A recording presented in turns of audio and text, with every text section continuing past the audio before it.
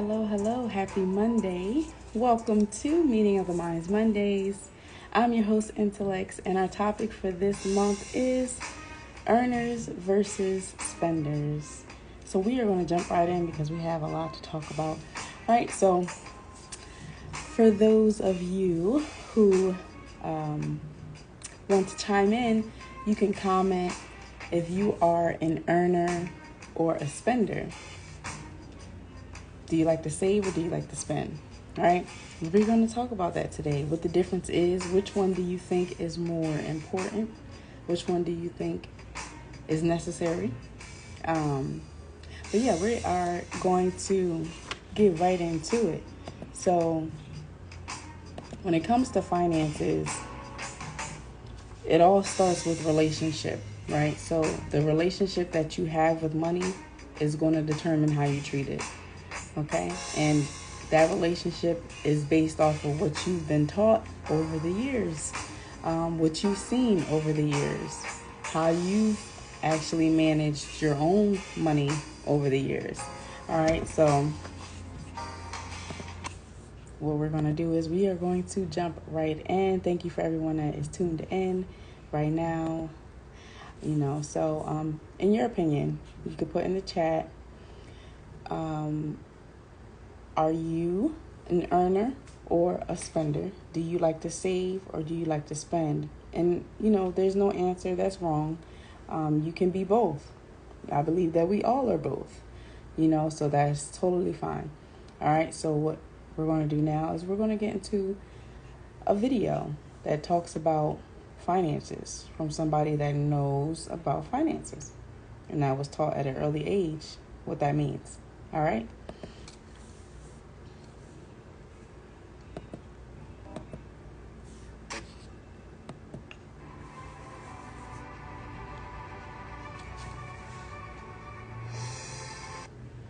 Don't want what we know out there. You'll never get this on CNBC. But our school system will never tell us that because they're part of the process. Fake money, fake teachers, fake athletes.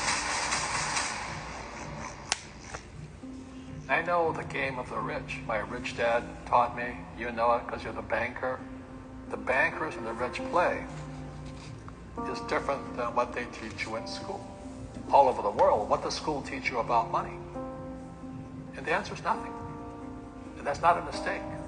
That's not an accident. I knew that. Most people know that. The way to keep the poor and middle class working hard is never teach them what the rich know. So if you read Rich Dad, Poor Dad, which came out in 1997, it's what the rich teach their kids about money. Poor and middle class do not. Poverty hurts. I don't like it. And I don't like that our academic system's so corrupt. We know the banking system's corrupt.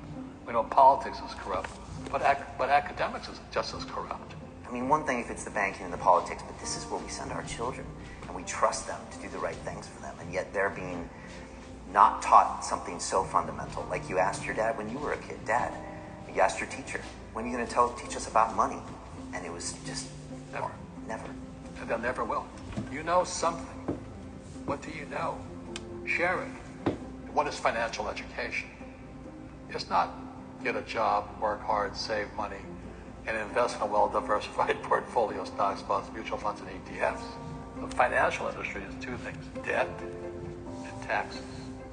1971, Nixon took the dollar off the gold standard. The U.S. dollar became debt.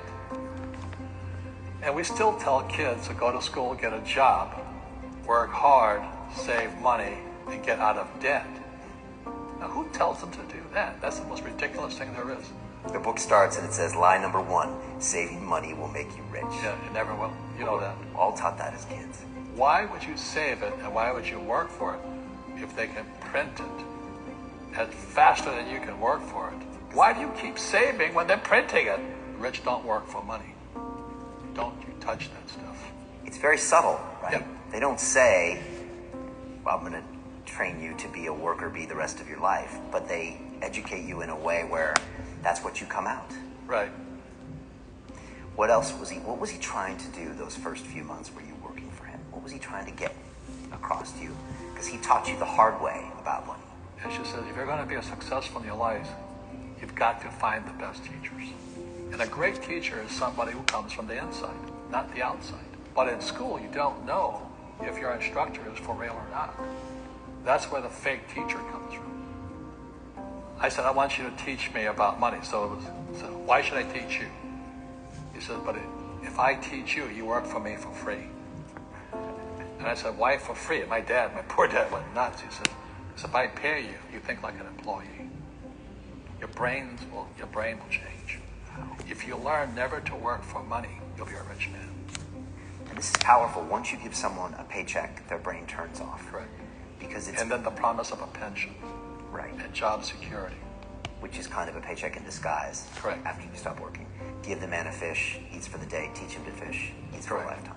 And most poor people confuse assets for liabilities. They think their home is an asset, it's actually a liability. Right. An asset is a noun, like a house. Cash flow is a verb. So to understand if it's an asset or liability, it takes a noun plus verb.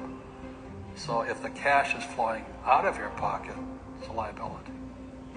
If the cash is flowing into your pocket, asset, verb, it's an asset. So I own 7,000 rental properties.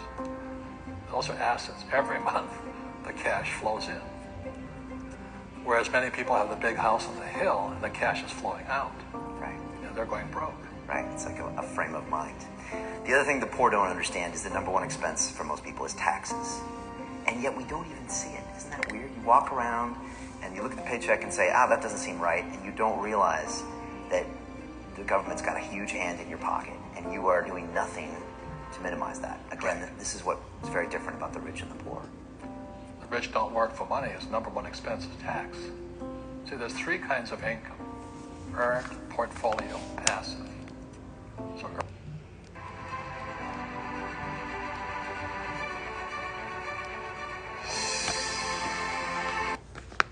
earned income is if I get a job, that's earned income.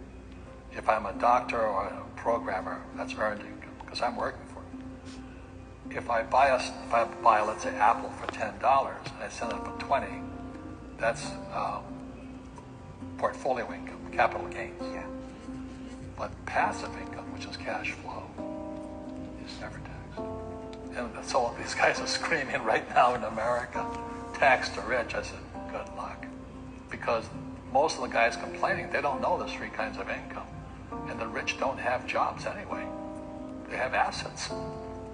And so the average schmo out there, a poor guy, send the kid to school, they don't learn this. You see, very few people will buy what I do, make $1 million and pay zero tax. And my rich dad taught me that playing Monopoly. That's how it started. 4 greenhouses, 1 red hotel. Or the McDonald's formula. I write about it there. McDonald's, Ray Kroc. Yeah. McDonald's is in the real estate business. So they sell hamburgers, but they buy real estate, so they pay no taxes. This guy Bezos, he's $16 billion. How much tax did they pay on that $16 billion? Zero. And that's all legal. Anyone can do it. Everybody can do it. But most people lack the education. So once you learn how to use debt as money, you can never say, I can't afford it. You see, because the banks will give you, so the banks, after the crash of 2008, the banks gave me $300 million tax-free. When I asked the average guy, I said, why don't you use debt? They can't even get a loan. Because their scores, their FICO scores, I don't even have them here, are so bad.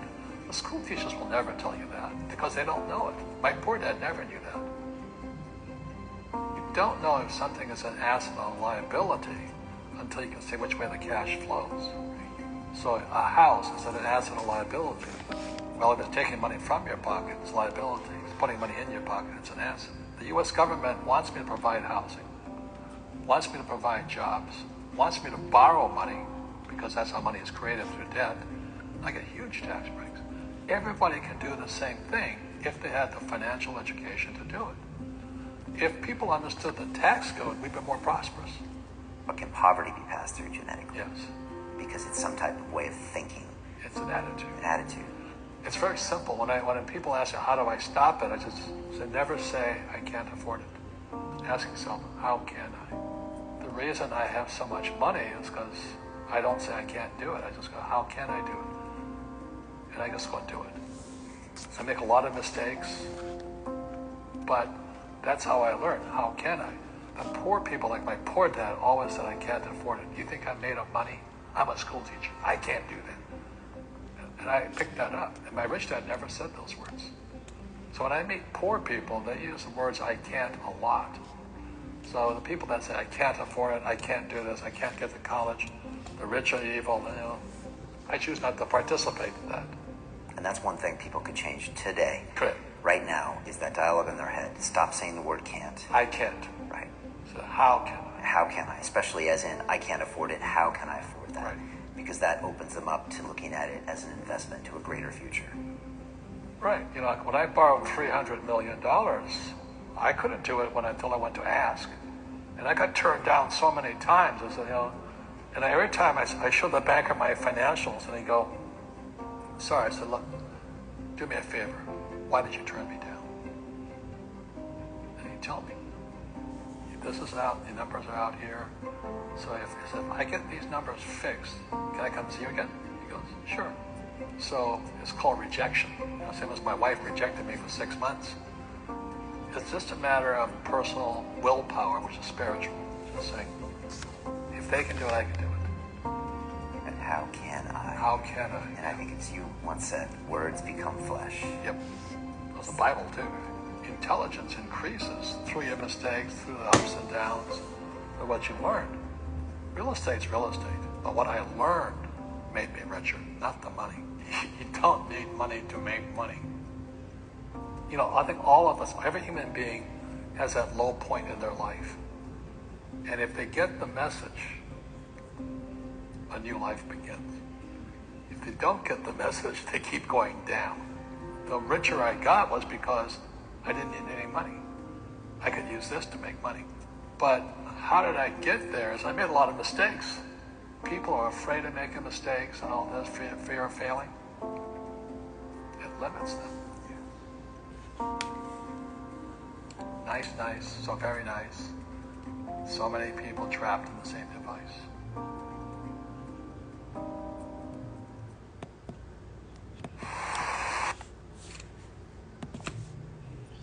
All right. So that was Robert Kiyosaki. As he stated in the video, he is the creator of Rich Dad Poor Dad, which is a very famous book that he has, that a lot of people have, that I have, right? Rich Dad Poor Dad. This is something that I would recommend for people who want to know. Like he said, this is the stuff that's in this book is based on how the rich teach their children how to think and what they don't teach the poor. What the poor don't know, they can't teach, right? So there's a few things that he talked about when it comes to money. As I said before, in order to know how to treat money, you have to build a relationship, a healthy relationship. And based on whatever relationship you may have at the moment, that determines how you treat money, right? So if you have always seen other people spending instead of saving or investing or what have you, you'll think that that's the norm, and vice versa. If you always see people, you grew up around people who was always investing their money, doing this, doing that, that's what you think is the norm. So a lot of the things that he talked about is based off his experience. He had a rich dad and he had a poor dad, and he learned from them both. So don't think that just because you might not have had the exposure to what he was exposed to doesn't necessarily mean that you're not learning anything. You're being taught whether you realize it or not, right? So a few things that he said is there is debt and taxes when it comes to money. Those are the two things, debt and taxes, and how the rich do not work for money. They find the best teachers. And a lot of times, for those who go the school route, you don't know whether there are good teachers there because you're in school. You won't know until you build that relationship. You won't know if they're the real thing, because they can teach you one thing and live a completely different life. Like anybody in any profession, doctors who urge their patients not to smoke and they smoke, as an example, or tell them that they're overweight or that they need to eat healthier and they don't eat healthy.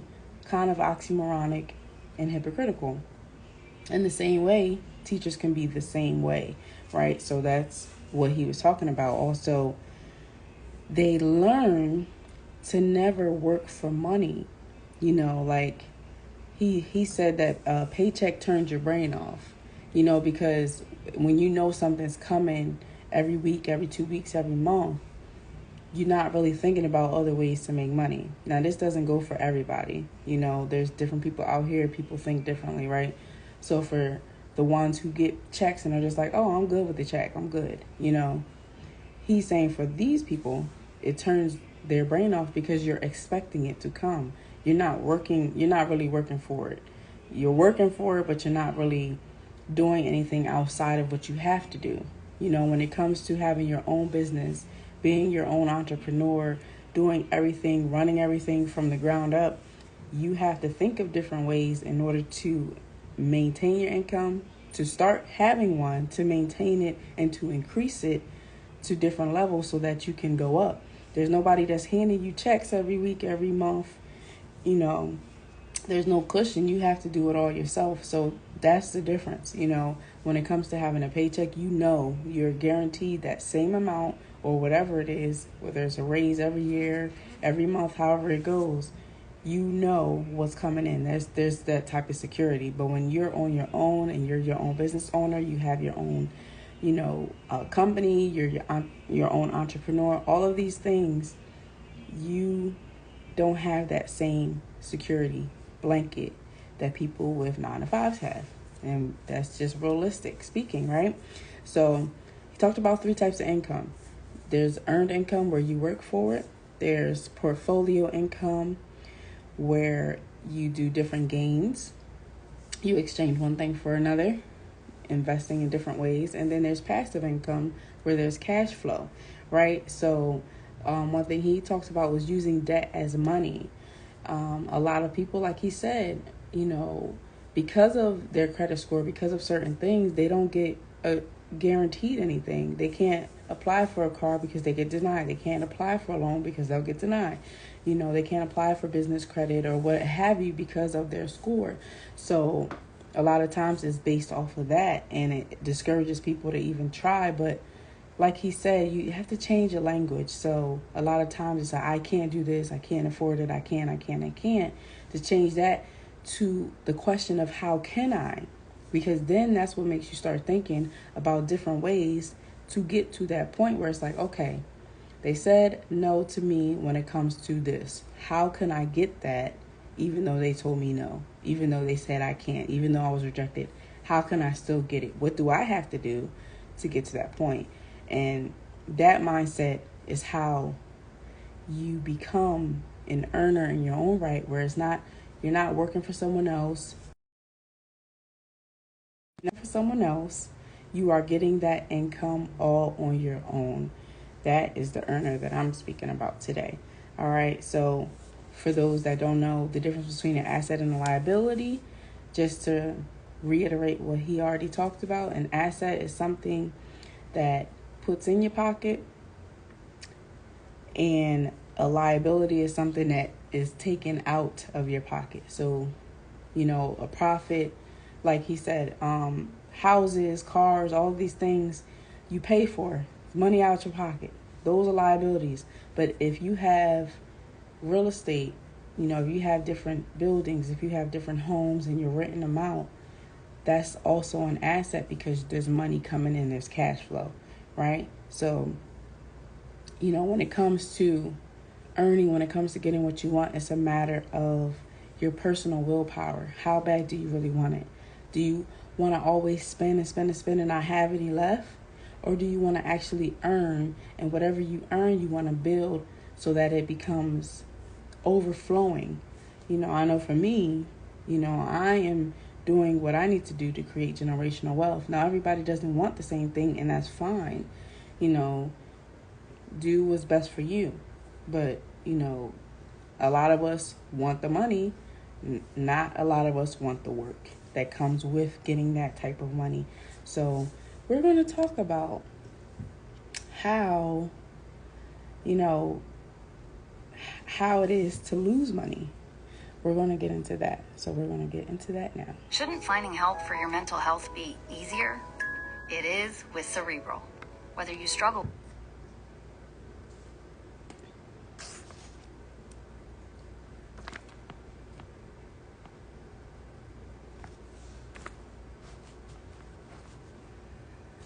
I used to be successful, according to society. I had left a well-paid job in marketing to become an entrepreneur. And very soon I could buy anything I wanted. Not anything in the world, anything I wanted, which was a lot still. My impulse purchases included a brand new car and a house. My entire life was just about fun, and I can say I created some amazing memories. But it was just fun. I wanted more. I wanted joy. I wanted to do something that would last, something that mattered. So I started working with students, and this was fantastic. For the first time in my life, people would come up to me and say, "Thank you. You've changed my life." And that was so valuable to me that I would do it for just a little bit of money if they wouldn't pay me enough. I would even do it for free, a lot, until I reached a point where even a small financial setback could ruin me as an entrepreneur. And of course it did. In the middle of summer of 2016, when all schools are closed and I wouldn't have any income for another 2 months or so, I received 5 envelopes at the same time from the tax services, demanding that I pay for my glory days immediately. This cost me everything I had, all my savings, all the money that I had, and all I had left in an instant was just a few coins that I found between the cushions of the sofa and in my coat pockets and in my car, and €3.97 in the bank. 2 days later, my daughter would come back from staying with her father. She would come back on her birthday, and I couldn't afford to bake her a cake. What I wanted to do was just to crawl into bed and cry, which I don't like, and just hide under the covers until it would all just go away. But I couldn't. I didn't have time because I only had 48 hours to prove to myself that I was better than this, that I was a good mother. So what I did was the most terrifying and the most embarrassing thing I've ever done in my life. I decided to expose myself publicly as a failure. And I thought that the best place to start would be rock bottom. So I gave away my last bit of money, and then I had absolutely nothing, and then the only way was up. I called it the Money Project. I published a video on Facebook stating that I had failed gloriously as an entrepreneur, that I was totally broke, and that I was determined to change my situation, to learn anything I could about entrepreneurship and business and money and enhance my financial intelligence, and that I was determined to become free of financial stress within 6 months, and to go from nothing to a fortune, or at least discover what the secret to doing that was, and to become a successful entrepreneur. And I would write a book about it. And this book I would sell right away for €10 a copy. And that day I didn't dare look at the responses on my timeline because this was quite scary. But that first day I sold 64 books and I had a fortune. Until this day, I've never felt more rich in my entire life, because this meant I could now bake a birthday cake and she could have a proper birthday, which she did. And then I read, I vlogged, I blogged, I interviewed, I learned anything I could, and I succeeded. Within 6 months, I was free of financial stress, and I could say that I was a successful entrepreneur. And all this time, I had been thinking that this money project, what I called it, was about money, of course, and business. But deep down, it was about something completely different. It was about value and about life. And I will share with you what I learned about life. Lesson number 1. Money is important. Quite a cliche. But I was raised in a way to believe that money is not important. And I inherited this conviction somehow. I can't blame anyone in particular, but somehow that it planted a conviction in my head that people with money are not nice people. So when I had money, I would spend it as soon as I could. And then when I found my purpose working with students, I just didn't ask for it. I didn't care. I just wanted to change the world, which I had no impact on whatsoever with €3.97. And I also learned that money doesn't make you a bad person. It just makes you more of who you are. So if you're a jerk with a lot of money, you're probably a jerk when you're broke as well. And if I would have more money, I would simply give more. But if I have to worry about money every day, all day, I can't even take care of myself. And I have nothing to give. Lesson number 2. Money equals time. As soon as we start working, we start exchanging time for money, which is a problem because we can always make more money, but we can never make more time. And I started to exchange my time for far too little money. I could barely survive. And at the end of the month, there was nothing ever left to invest in my future.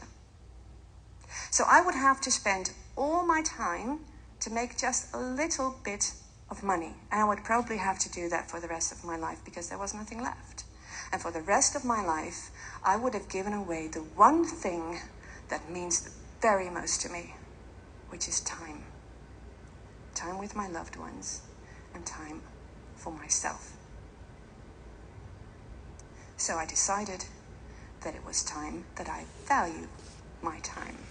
I would spend it more consciously, and when it comes to work, I would have to exchange it for more money so I could spend less time working and more time actually living. Lesson number 3. Money equals value. It took me 2 years to discover that the money project is not about money. It's about value. And I've always seen myself as a confident person, but I didn't value myself. Because the way you treat yourself is a reflection of the way you see yourself. And I've been treating myself like crap, which I found a terrible example to set for my daughter. So changing my rates was not enough. I had to change the way I see myself. I had to start seeing myself as a person of value. And that was not easily done. It's a process, and I'm still working on it. So I still, on a regular basis, I still have to remind myself, it's okay, you're worth every penny. And even now, I find it hard to say this out loud. I get a bit embarrassed, so I'm still learning. I have to keep practicing. Lesson number 4. What people say doesn't matter. You're a cheap whore. You're a fraud. How can you do this to your child? Just a few of the comments that I received. The hateful ones were on my timeline on Facebook.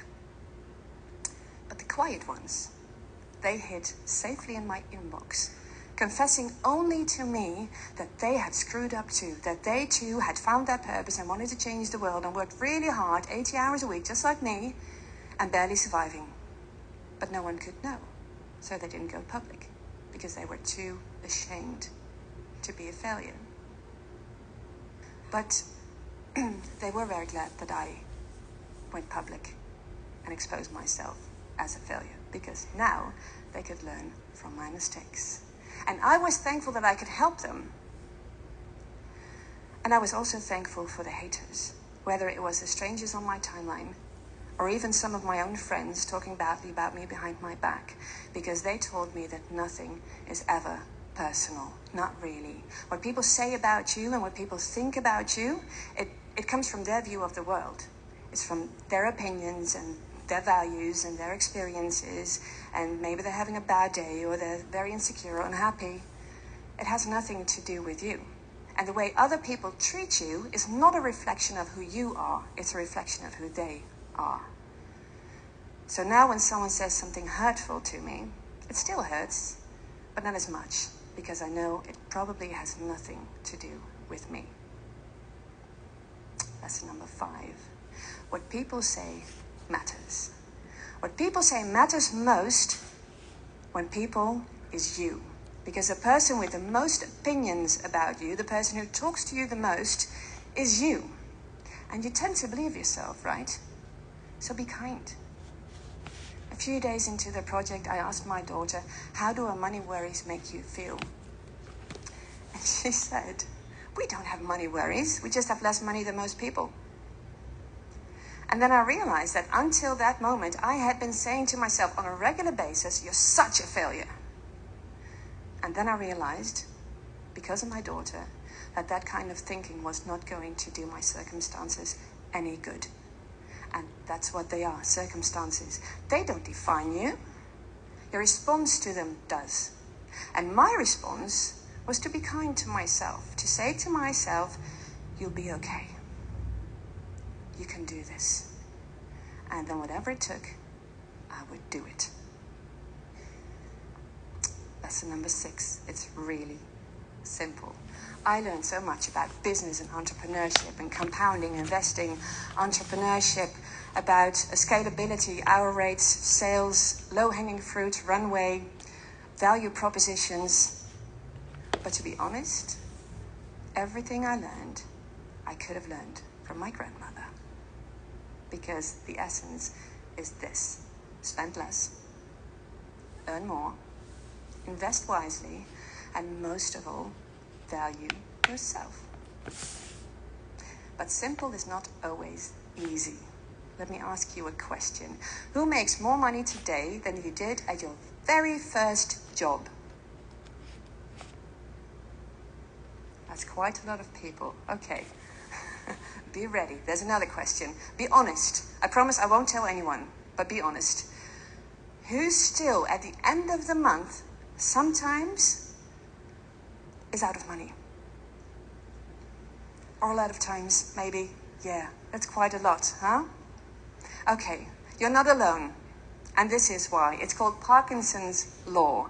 Your expenses will always rise to match your income. This is why most people retire poor, and why lottery winners tend to end up with less money a few years after they won than they had before. And about a year after I started the money project, I was earning a lot of money. I was doing well, but still I didn't really have anything left at the end of the month. And I realized that when it comes to spending, I'm a 12-year-old. So I should treat myself accordingly. So now I hardly have any access to my money. As soon as money comes in, most of it goes straight to accounts that I cannot touch. And I will probably have to do this for the rest of my life, and I don't care. Because if there's one thing that I learned from this project, it's I can't afford to be poor. Lesson number 8, being broke sucks. It does. 2 years ago, my entire life was urgent. Everything was urgent. I had to be a full-time problem solver, which is both exhausting and impossible. It's a catch-22. Because scarcity captures the mind. Research shows that when all you can think about, and that was the case for me, when all you can think about is how do I get food on the table tonight? How do I get money today? That takes up all of your thinking space. There's no room left to solve anything for tomorrow or next week or to make a change next year. You're stuck in the situation. And my situation was that my brain felt like a ticking time bomb. I can still today hear the sound of the bills dropping on my doormat, and it still freaks me out. And day and night, I felt this blind panic. I couldn't breathe. There was no way out. I was suffocating. So the first thing and the only thing that I could do was breathe. I freed my mind, and I made a decision that I was going to be successful in the direction of my purpose. I found my focus. I stopped sabotaging myself. and I became successful. Lesson 9. Stay broke. Epictetus said a very long time ago, wealth consists not in having great possessions, but in having few wants. The paradox is that the more money you have, the more silence and no Wi-Fi become a luxury. It's ridiculous how much money rich people, money-wise, rich people, spend on going somewhere quiet. When I had nothing, all I could afford was to go somewhere quiet. To just sit still, or read a book, or go outside, or go for a run, play with my child. And in those moments, I found my most profound moments of happiness. I learned that my daughter doesn't need any money or expensive gifts or fancy trips. All she wants, really, is a few moments a day of my undivided attention. And all I really want is to be present in my own life. So now that I have money, I choose to live as if I'm broke. And without the worries, I can finally say, money is not important.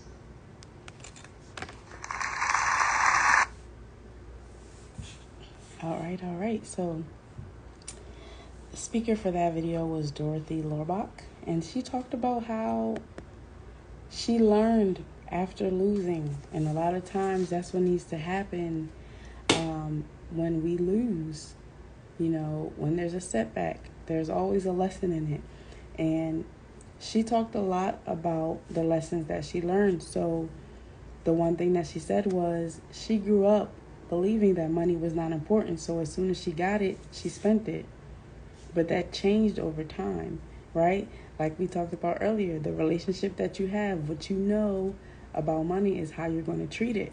So she thought that people that had money were bad people, but in actuality, who you are without money is who you'll be with money. With money, you're just enhancing who you already are. You're not changing who you are, it's who you are, right? So she talked about how money equals time. And, you know, a lot of us work for a bunch of hours for a little bit of money. It does not add up. But once you start valuing your time, that will actually shift how you work and how you get money. When you start valuing your time, right? Spend less time working and more time living. And, you know, Robert Kiyosaki always says, pay yourself first. And when you pay yourself first and you have bills and you don't have enough, you will find ways to make sure that everything is paid after you pay yourself, right? That's a way of thinking, you know, outside of the box. Another thing that she talked about was that money equals value. How you treat yourself is how you see yourself. So once you start adding value to yourself, you'll start living like it and you'll start acting like it. And that is also in the area of finances. What people say about you doesn't matter. What you say about you matters. So be kind to yourself, right? You know, it's simple. Spend less, earn more, and value yourself. That's the key component right here, right? So a lot of times when people make more money, they increase, you know, their output. They increase what they spend. They increase whatever they get throughout the month. Instead of living below your means is how you actually get ahead. All the unnecessary stuff, you can go and create a list of everything that you have. You can create a list of all of your bills. And then you can create a list of, okay, this I don't need, this I don't need, this I don't need. I can keep that, I can keep that, I can keep that, so that you can save money. Because a lot of times we spend money on things that we don't actually need. And if you can go 6 months without it, you do not need it. All right? It's a little extra pointer for you.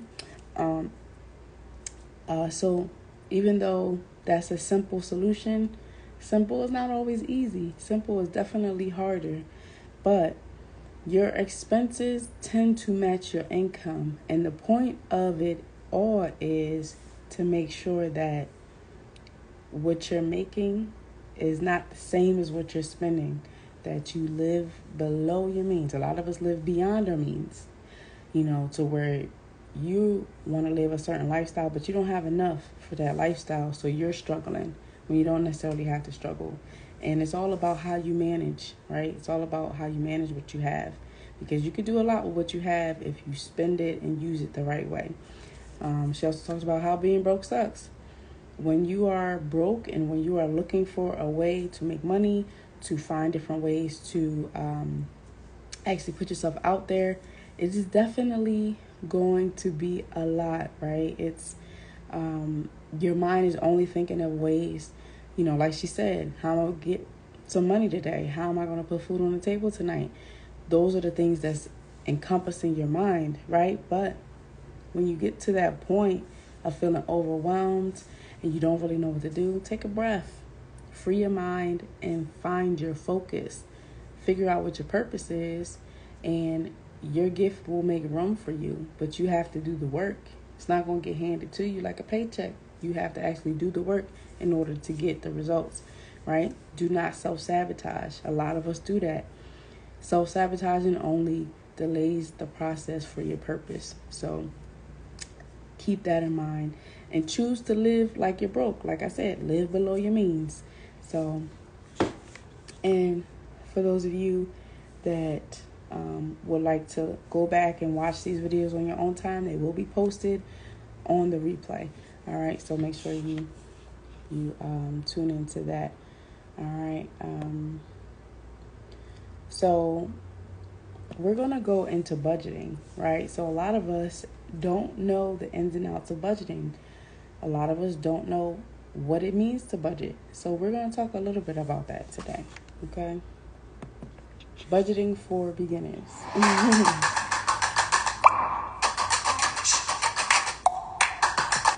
Budgeting is the number one tool that I use to pay off $35,000 in student loan debt on a $37,000 salary in just under 2.5 years. So I'm going to teach you the very, very basics of how to put together a budget for the very first time.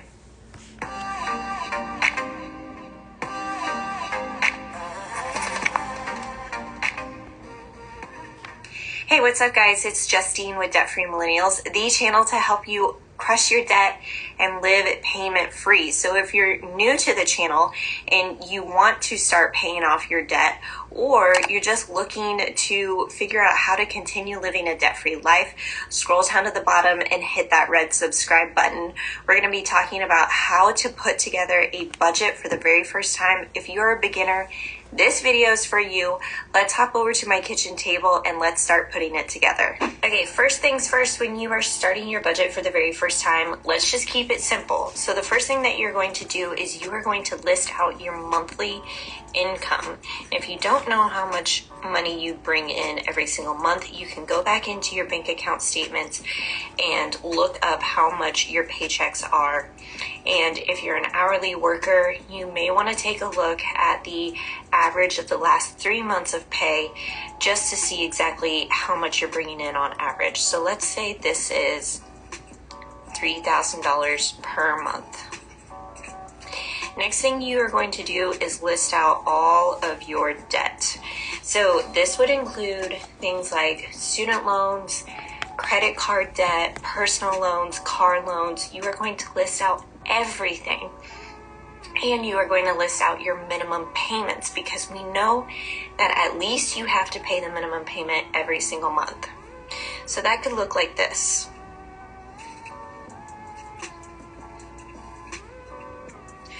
All right, so these are all of your debts, and these are the minimum payments that you have to make every single month.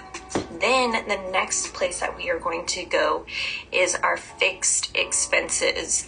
So fixed expenses could include things like rent, food, utilities, insurance, gas. If you don't know how much you pay for food, utilities, insurance, and gas, you can go back in the last 3 months of expenses, either through your bank account statement or your credit card statement, add up those numbers, and then take an average across those 3 months. And that's going to help you determine exactly how much you are going to spend.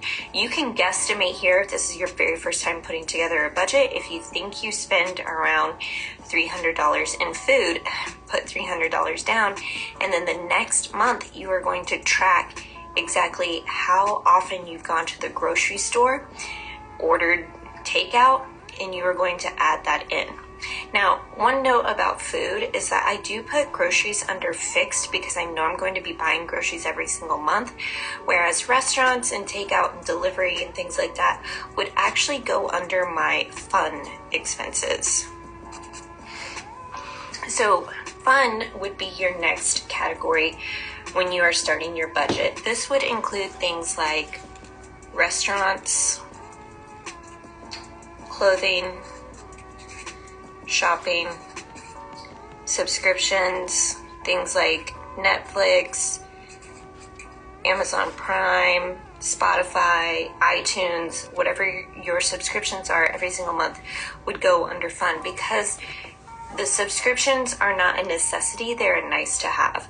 And so you're going to, again, go back into your bank account statement if you don't know how much you're spending on any of these items, add them up for the month, and then include them here, or take your best guess. Now, as you are filling out these 3 different sections, the debt, fixed, and fun, you want to make sure that all of these items are less than what you are bringing in, because you want to make sure you're not overspending your income. Let's say all of these added up to $4,000, but you're only bringing in $3,000. That means you're overspending by $1,000, and that's where things in the budget can change. Now, the next category that you'll want to pay attention to is future. And future includes any type of savings that you might be working up towards. Maybe it's a new car, a house. My team and I tried every other design platform. VisMe was a game changer. It's the only one powerful. Or vacation, whatever it may be, you can definitely add in your future savings categories right inside of your budget, so that we can keep track of those financial goals every single month. You'll also want to create a section for fudge. Now, fudge is not chocolate, but I guess it could be. But fudge actually means this is your buffer inside of your budget in case you overspend in a different area. So this is like, oh, fudge, I forgot that I need to buy mom a gift. And so you can create a buffer here of, let's say, like $50. And if you go over or you forget about something else that's not included in the rest of your budget, you can pull from your fudge category. This is your buffer here. All right, the last thing that you want to do when you're making your budget for the first time is, once you get all of these basic subcategories filled out, you want to add them up with your minimum debt payments, and make sure that your total monthly expenses is less than your income. And ideally, you would want this to come out to a zero-based budget. So that means our income minus expenses is zero. And the reason why we want it to be zero is because anytime you have money left over, chances are that money either gets spent, missed, it's forgotten about, but in most cases it gets spent, and it needs to be allocated somewhere. That's what becomes purposeful budgeting for you. So every dollar should have a name inside of your budget. Now, if this ends up being a negative number up here, so if your income and expenses, if this was like $4,000, as I was saying, then you're negative $1,000 in the hole. That means you're overspending and something needs to be adjusted inside of your budget. And that's a basic rundown of how you put your budget together. So that was obviously a very basic breakdown of how you put your budget together. Now, I personally use a Google spreadsheet, and you can use the exact same one that I use to track my income and expenses every single month using the Debt Free Millennials Budget Toolkit, which is linked in the description box below for you to download for free. And I have a budget toolkit tutorial linked up here so that you know exactly how to use it. Budgeting has been such a great tool for me, not only to pay off debt, but now to hit my financial goals. So let me know in the comments below how you did with starting your very first budget, and I'll catch you guys in the next video. All right. So that was Justine Nelson. And she, Searching for a better way to collaborate with your a really basic tutorial on how to budget. You write down your monthly expenses, your income, how much you make a month, how much your debt is, how much your fixed expenses are, meaning what's going to come out every month, like clockwork, rent, utilities, groceries, whatever. She created a fun category where it's if you're going out to eat, or if you're going shopping, or you're treating yourself, subscriptions like Netflix, like she said, Hulu, Disney, Apple, whatever you have, those things, ESPN, right? Those subscriptions you put under the fun category. And then also for your future, so whatever you're saving up for a house, for a car, whatever the goal is, you put in that in your future column. And then also a fudge or a buffer in case you forget that you have an expense coming out, right? So the whole point is to make sure that you're not overspending, right? So if you have a certain income that you have and you are doing the most with what you have to the point where you don't have anything left and you're kind of in a negative, then that means you have to evaluate how you're spending your money.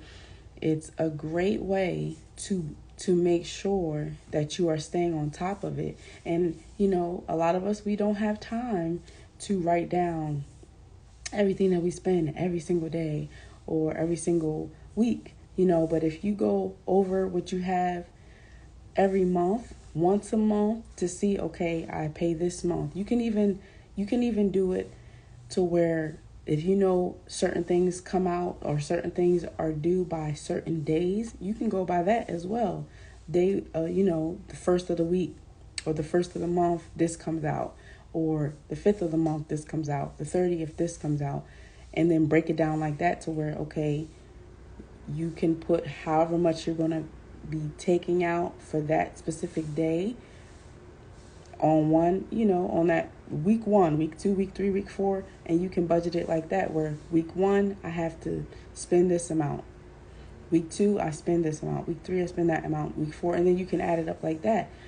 And then you can also go off of how much you make, not before, after taxes, because you have to consider that health insurance, car insurance, rent, your car note if you have one, renter's insurance, mortgage, utilities, which varies every day. Like all of these you need to take into consideration, because if you are going to get a leg up on your finances, that is something that needs to happen. You definitely need to write it down so that you know exactly what you are spending. Hey, welcome to Meaning of the Minds Mondays. We are talking about earners versus spenders. So we are just going over ways to budget, right? So we talked about having a relationship, building that up. And the relationship that you have with money is how you will treat it, right? So if you were taught growing up, all you got to do is spend it, people with money are this, that, and the third, you're going to look at money a different way, but if you were taught to invest, if you were taught to build it, that's the way you do, you were either taught to spend it or earn it or invest it, right? So we also talked about how you spend less, you earn more, and you value yourself. So in doing that and building a better and healthier relationship with money and gaining the knowledge that you need in order to apply what you learn, you can create a budget that's good for you. that goes over your monthly expenses and your it goes over your monthly expenses, and it goes over everything that you are taking in, everything that you're putting out, and how much you actually have left at the end of the month, so you know what you need to do to categorize in that way. So what we're going to do now, I hope you caught all that, Diamond. If not, it's fine. I will recap, after this next video. All right, so I am going to put in a bonus video for the replay, just for the sake of time. It's about 20 minutes long, and, we don't have that much time left. So I'm going to add it into the extra bonus video. So stay tuned for that. But we are going to learn now. So now that you learned how to look at relationships when it comes to money, how you see it, and whoever you are is just going to be enhanced with money. There's nothing wrong with money. We all need money to live, right? But if your focus is on getting money, you're not really living. So learn to value your time, right? Yeah.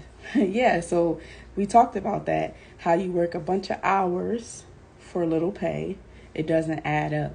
So learning how to value your time to where the output, what you're putting out, is what you're getting back, right? And so we talked about that, and then we talked about budgeting. So now we're going to talk about how you can manage your money, because a lot of us have money, but we don't know how to manage it. We don't know how to put it in the right places. Like Dorothy said, she's the type of person where as soon as she gets money, she'll spend it. So now that she's making more money again, she puts it away to where she can't touch it, because if she could touch it, she's going to spend it, right? So if you know what level you are when it comes to money, you can treat yourself accordingly. Like she said, she's like a 12-year-old when it comes to money, so she treats herself like a 12-year-old when it comes in. So know where you are with your money and be honest with yourself, because you don't want to get to a point where you're in a bind and you're at rock bottom and you don't have any resources, and then you're stuck because you don't know what to do, right? Knowledge is power. So keep that in mind, okay?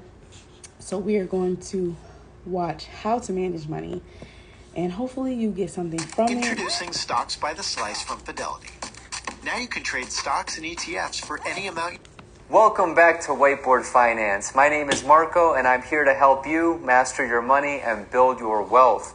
Today we're talking about how to manage your money using the 50-30-20 rule. But before we get into the video, I just want to show you very quickly a screenshot here of a poll that I ran about 2 weeks ago. So we have a lot of new subscribers to this channel, which is great, and about 834 of you voted on this poll, which is awesome. So basically that poll is just asking what kind of videos you want to see from this channel, and 30% of you said personal finance related. 22% said stock market, 18% said cars, 17% want to learn more about real estate investing, and 13% said how to make money online. But the encouraging thing is that most of these comments from this poll were people saying they wanted to learn about all these things. So thank you so much to those who did vote and contribute, and that's why I want to talk about personal finance in this video today. So you may be wondering what the 50-30-20 rule is. So as always, let's write this down so we can get a visual representation of what this means. So pretend that we have a pie right here, and half of this pie, which is the 50%, actually stands for your needs. So again, this is all about budgeting and understanding where your money is going and an ideal personal budget portfolio. So 50% are needs. Let's call this 30% are going to wants, and then 20% is going to savings or paying off debt. So now that you have a visual representation, let's break down each one of these numbers and give you examples of each so that you can be gauging your own personal finance based on these metrics. Keep in mind, we're working with after-tax dollars, which is called net income. So you may have a gross pay of, let's say, 50 grand a year, but after taxes, you're only dealing with another specific number. We're using that after-tax dollar number. So in terms of the 50% needs, what are some things that can be included in this? So let's think about regular living expenses. So we have groceries, we have housing, whether you have a mortgage or rent, you have insurance for health, heaven forbid something happened to you, I would consider health insurance definitely a need. You can have utilities, so electricity, things like that, etc., etc. So the way I define a need is that it's basically something that would greatly inconvenience you or something that you literally cannot live without. So food, shelter, things like that. So when you budget 50% towards your needs, remember that those are what you're looking at. So the next logical area to go into is going to be what is really considered a want. And I think this is where most Americans run into the difference between wants and needs, okay?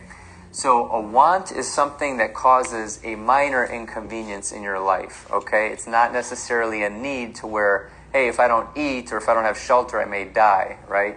A want is something where it's like, hey, you know, am I willing to give a minor inconvenience like dropping Netflix or not having Hulu or not buying a brand new grill to grill a steak on? You know, those are needs, okay? So some of the things that would fall under this category would be things like shopping. You absolutely need to shop for brand new clothes right this second, or you're going to drop dead if you don't get a new pair of shoes. Maybe my wife will, but I know that I can survive. You know, dining out. I think this is a big one for Americans. A lot of people, for whatever reason, their lifestyles are so busy that, you know, it's easier just to jump in the car and go grab something to eat rather than preparing the food yourself. Hobbies. So I think that everyone should definitely have a hobby. That's one of the greatest joys of life, whether it's gardening, you know, you fly drones, you're a video editor, whatever you want to do, whatever keeps you happy as a hobby, this definitely falls under a want because it's not necessary to live. So again, guys, a want is something that you don't necessarily need, but it improves the quality of your life greatly. So let's go to the last 20%. And I know a lot of this sounds basic, but until you actually write this down and understand where all your money is going to, it's like your wants can easily creep into that needs category to where they're both overflowing and you're in debt every month. So speaking of debt, let's talk about savings, okay? So savings and paying off debt. This is where the last 20% of your income should go to. And again, these are all net numbers. So if you have, let's say, for example, an emergency fund, okay? This I would consider savings. What I like to do for emergency funds, this is 6 to 12 months of living expenses. So if you know that your needs category and a little bit of wants comes out to be, let's say, $2,000 a month for your entire family, you know that you need to save about $12,000 to $24,000 in your emergency fund. I know that sounds like a lot of money, but you know, 1 or 2 layoffs in a family of 1 or 2 income earners, that can really save your butt right there, you guys. Obviously, paying off debts. So if you have credit cards, student loans, things like that, these are debts that you should just smash using that 20%. And I will make another video about how to actually pay off debt using the debt avalanche and the debt snowball method. Okay?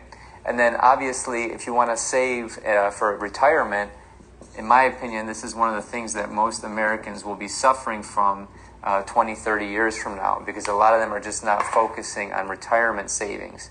So I know a lot of this stuff sounds like common sense, you guys, but until you actually create a monthly budget, knowing what your monthly net income is, breaking it down by 50, 30, and 20%, you would be surprised at where different dollars go for different categories.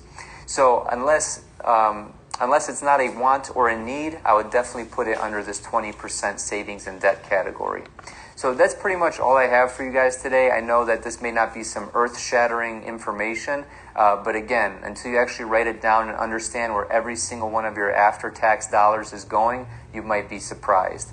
So I know this video is a little bit on the shorter side, but again, it's very important information. So if you have a friend or family member who would benefit from it, please share it with them. I implore you. A lot of people are getting a lot of benefit from these videos, and I don't ask for anything in return, just that you share it. Thank you so much, everybody, and have a prosperous day. All right. So that was Marco, and he kind of piggybacked off of our previous video with Justine, who talked about budgeting, a simple way of budgeting. And he broke down the 50-30-20 rule, which is 50% of your income after taxes goes to your needs. Yes, that's awesome. And then 30% of your income goes to your wants. Now, for your needs, like I said before, if you can go 6 months without it, that's not a need, right? Your wants is a minor inconvenience. It's not necessary to live. It's something that is considered a leisure, not something that you have to have. Like electricity in the home is a need because you can't live without electricity. You need to turn on lights. You need water. You need heat or AC. Those are things that are needs, right? You need clothes because you can't walk around naked in society. You may be able to do that in your home if you choose to, but stuff like that, those are needs, right? Hulu, Netflix, you don't necessarily need them. You want them, right? Things like that. Keep those in mind. 30% of what you make will go to your wants. Now, I've come across a few different percentage breakdowns. Like I've seen one where it was 10%, where it was, 80% goes here, 10% goes here, 10% goes here, or even 70, 20, 10. There's different ones. You pick which one is best for you because you know your income the best, right? So, you know your income the best, right? So then there's 20% savings, which is also paying off debt. So he broke down how you should have an emergency fund, which I think is a great idea because you never know if something comes along or what's going to happen. You never know. So in order to take away from that, make sure you have up to 6 months. Up to 6 months, right? Once you have enough saved up, you can have a little cushion. So in case something does happen, you won't be scrounging trying to figure out what to do, how to do it. And I'm sure we have all been there where we did not save up that much. And we may have had savings and it ran out. And then you're like, oh my goodness, what do I do? Right? So having that 6 to 12 month cushion to where they say if you have 6 months of your monthly expenses saved up, you are doing pretty good, right? So once you have that down, then how you do with your expenses. Like I said, he talked about the 50-30-20 rule. Doesn't necessarily have to be that. Depends on what you do, how you do it, right? Depends on your expenses, depends on what needs to happen and what doesn't need to happen, right? So once you get all that together, make a budget like we talked about, right? Everything that you spend down, everything that's going to come out that month, what you're going to do. Now, there's going to be times when you have to make other expenses, surprise expenses that aren't accounted for. That's fine. But if you have an idea of what you make a month, of what you're spending a month, and how much you have left, you will get an idea of where your money is actually going, because that is very important. You can earn a lot and then you can spend a lot and you don't have anything. And if you're trying to get ahead, if you're trying to create generational wealth, if you're trying to build your savings pot, if you're trying to invest or whatever you're trying to do, there has to be a balance, right? So there's nothing wrong with spending. Now, there's a book that I read called Secrets of the Millionaire Mind by T. Harv Eker. And he's a millionaire who talked about what it was like for him and what he learned about being a millionaire. And one of the things that I took away from reading that book was how a lot of people who are wealthy have multiple accounts. They have a tax account where that account is specifically for all the taxes they may have on their businesses or what have you. They have a spending account where that is strictly just for whatever they want to spend. They have an account for different investments, like investing in themselves, going to different seminars and workshops. They had an account for specifically specifically saving or investing in different projects. So that's also a good idea to have, to where if you are able to open up different accounts for all of the things that you might want to do, you can separate it to where bills can go into one account, taxes can go into another account. If you want to invest or do different things, that can go into another account, so that way your money is not touching each other, and you can separate it in a way where you can control what comes out when it comes out. If that is not an option, you can still have different ways to make sure that all of your bills are paid. You have something that you could put up. You can even start saving $5-10 a week or a month. Eventually that will add up over time. And just remember, everything takes time. So if you are not where you want to be now, do not fret. Don't get yourself down. Maintain a positive attitude, because everything takes time. It takes time to build. It takes time to get into the habit of creating a healthy relationship with money, because it starts with a relationship. So just to go over all that we talked about today, Robert Kiyosaki, Rich Dad, Poor Dad, this is a great book to have if you want to learn about assets and liabilities. An asset is something that puts money in your pocket. A liability is something that takes it out. So a house, a car, all these things that you pay for, liabilities. But if you're making a profit off of that, like having an Airbnb, you're into real estate, you have a bunch of different buildings, you may have a complex that you're renting out. Those are assets, right? So you can also make an asset and liability list, and shows you what you do. 3 types of income. You have earned income where you work for it. You have portfolio income where you kind of exchange it. You have capital gains, right? And then you also have passive income where you have a cash flow, right? So the important thing is residual income, that cash flow. That is what a lot of people who are wealthy live off of, their cash flow. They do something once and get paid for it over and over again. How many of us want to do something one time and get paid for it over and over again? My hand is up too. All right. So when you learn that aspect of money, you are able to, get up in there and he also said to change your language. So instead of saying I can't afford it, I don't have it, I can't negative talk, you can say how can I? So a different way to think about your situation. One thing that he talks about in Rich Dad Poor Dad is paying yourself first. If you put aside money for you first and you don't have anything left to cover all of the bills, it'll make you think about different ways to get that money, right? And that can also increase your income of what you earn, right? And then you'll be able to, with what you earn, once you get that cash flow, you'll be able to spend how you want. He talked about him and his wife. They put all of their money into real estate, into like complexes and buildings and things that they have, rental income. And then with the assets from the cash flow, they buy different things like cars and different things like that. Go shopping with the cash flow so that their income is not being touched, is not being affected. And if we learn how to create a system like that, it will definitely help, right? So Dorothy talked about how money, was not important to her. So as soon as she got it, she spent it. And, how people, used to, or how she grew up, was that people with money were not very nice.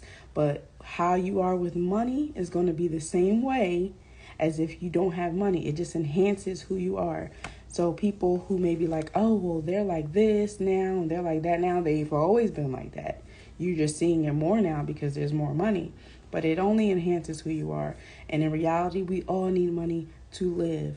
But it's not something that we should, like fawn over.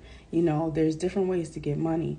But don't work for money. Let the money work for you. And that's the difference between those who are taught how to work with money and those who are taught to work for money, right?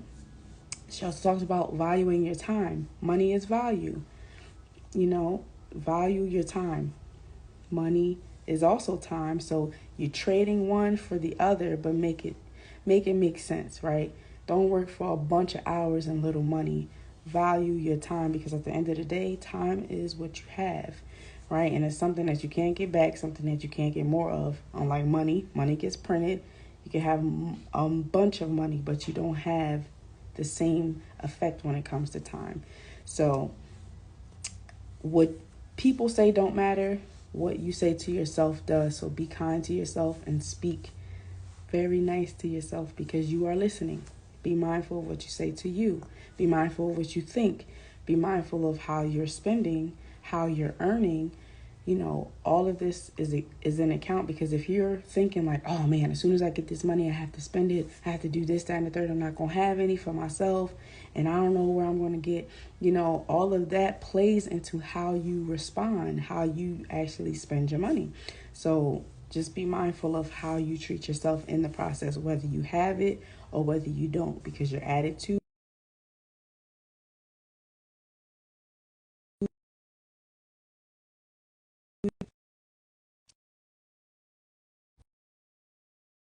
determines how you respond, okay? So just be mindful of that. She talked about being simple, you know, spend less, earn more, and value yourself. That's like the key thing from her. If you don't remember anything else, spend less, earn more, value yourself. All right, and being broke definitely does suck, but at the end of the day, if you get to the point of being overwhelmed and all of these things, make sure you breathe, free your mind, and find your focus. Don't self-sabotage. Live like you're broke. Live below your means. A lot of us live above and beyond our means. And that's why there's nothing left at the end of the 2 weeks or however often you get paid. You know, living paycheck to paycheck is not something that should be the goal. It should be cushion. Like, you have enough to last for months and months. You know, and I understand, like, the way jobs are set up, they don't give you enough to last for months and months, you know, but there has to be something that you're doing on your end to help you get to that point where you do have some type of cushion. And there's always a way. You just have to learn what that way is and which way works best for you. All right. And Justine talked about budgeting. A simple way to budget. Write down how much you make a month. Write down your monthly expenses, your fixed expenses, your income, your debt, you know, like rent, food, insurance, gas, those things. And then what you want to do in the future as far as your savings. If you're saving up for something specific, you could put that in that column. And also a fudge or a buffer for those unexpected expenses that come up during the month, and keep track of it. And as I said earlier, I'm going to post all of the videos that we went over today on the replay so that you can go back in your own time and look through it if you have the time to do that. But it's definitely helpful, you know, creating a budget. And then Marco talked about the 50-30-20 rule, where 50% of your income after taxes goes to needs, 30% goes to wants, and 20% goes to savings or paying off your debt. And as I said earlier, there's different ways, there's different rules out there, right, that you can use. Do what's best for you, right? Separate the meat from the bones. If it doesn't apply to you, let it fly, right? So that is pretty much all that I have. There will be a bonus clip or video that I'll add to the list that I'll put on the replay, because I really want y'all to take that for yourself and apply it in your life, because at the end of the day, we all earn money and we all spend money, but how we do it, there needs to be a balance, right?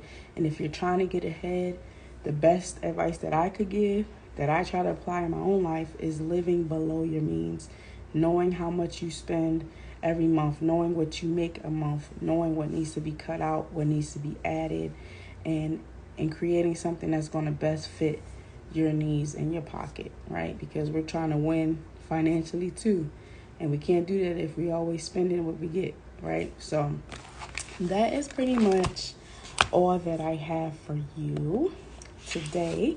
Thank you so much for tuning in, for participating, for listening.